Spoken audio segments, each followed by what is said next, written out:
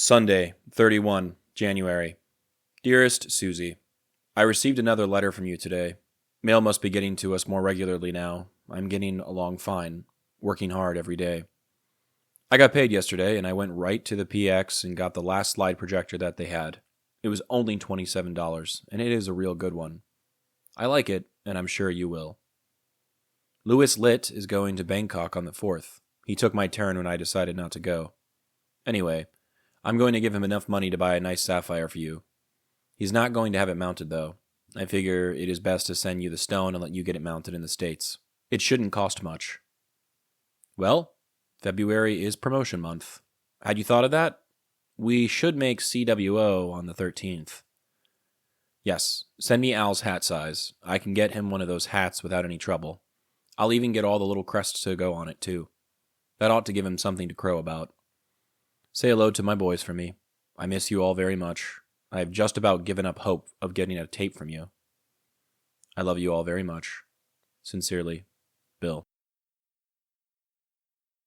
If you haven't listened to episodes 36 or 37 yet, you'll likely be a bit lost for the rest of today's episode. Long story short, I've split up a piece of writing of mine, and I'm presenting it across a few episodes. I recommend going back and listening to the earlier parts. Anyway, here's Finding My Grief, Part 3. Dad started a business to free up his schedule and help raise us. When Dad was growing up, Poppy was always off fishing, only coming home to bring gifts and beatings. Dad coached baseball teams and drove us to school. Poppy bought expensive things for the boys, even when Mema had to work 2 jobs. Dad would drink a beer or 2 on New Year's. Poppy would spend more time drunk than with his family. What did this all mean to Dad? What did it have to do with what was happening now? We stood there, saying things we never usually say to each other, and haven't even acknowledged since. Maybe Dad didn't say everything he always wanted to say, and maybe he actually said all the things he wished his dad had said to him but now never could. Eventually, the 3 of us returned to the pavilion, hosting the reunion with red, dried eyes and steady breaths. Not much more happened the day of Poppy's funeral. I was young. I moved on. And years later, I realized I didn't really know Poppy personally. By the time I became an adult, I was left with so many what-ifs. I hadn't spent the time talking to him like I should have when I had the chance. The only thing I have left of that day is a few photographs.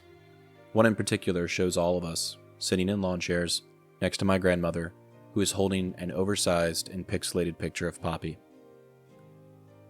Hey, Mema. I finally mustered up the courage to speak to her about everything one day while visiting her in her trailer before she moved in with my uncle in North Carolina, when she could still comfortably take care of herself. Can you tell me more about Poppy? I realized I never really got to talk to him like I wish I could have. Sure, honey.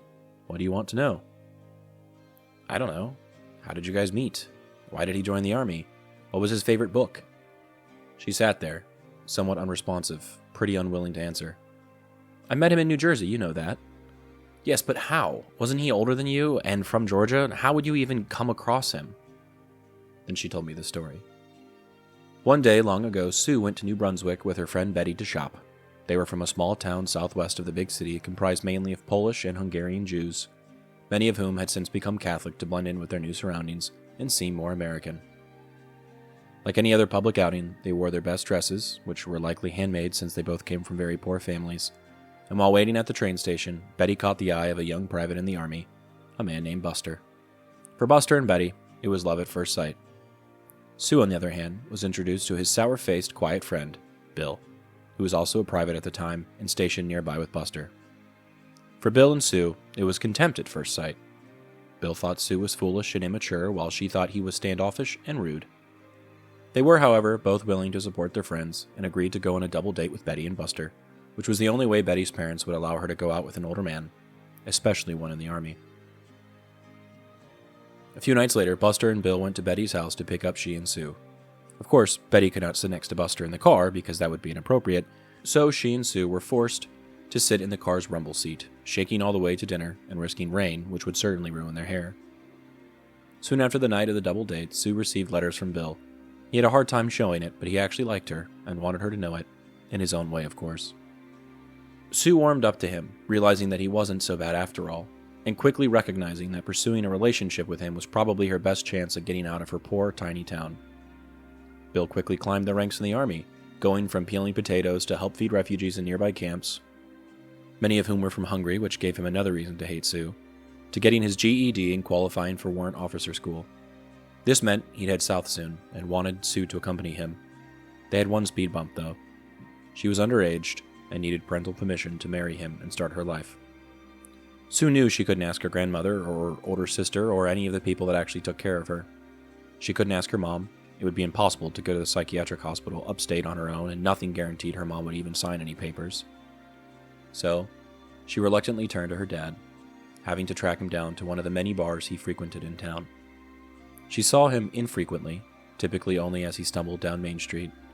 She was embarrassed of him. Who wouldn't be embarrassed to say they're related to the town drunk? She marched in and demanded he sign the paper, mustering up the only courage she had in her body to demand her freedom. He had one question. Will this man take care of you? Will I have to worry about you ever again? Fighting back tears, she replied, No, he'll do more for me than you ever could have. Fine, her dad replied, signing the papers and quickly dismissing her. Get going. With that, she packed up her few belongings and headed straight for South Carolina, the only state they could find that would allow them to get married at such a young age. The rest is history. The photo I chose for today depicts someone walking through a rice paddy. It appears to be just off a main road.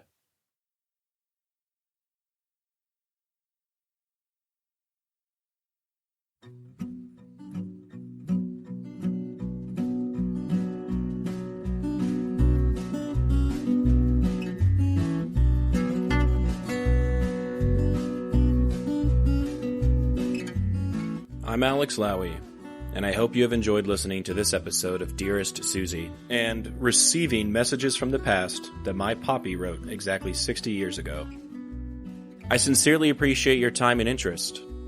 Please consider following the podcast on your preferred platform, and if you're enjoying it, I kindly ask that you take the time to rate the show and leave a review. Also, please follow the project on YouTube, X, and Instagram. All likes, comments, shares, and reviews will help grow the reach of this story. The links for these things should be in the description of this episode. Please feel free to email me at dearestsuziepodcast@gmail.com if you have anything you'd like to say. I'd love to chat or to hear about your stories as well. Thank you for listening, and God bless.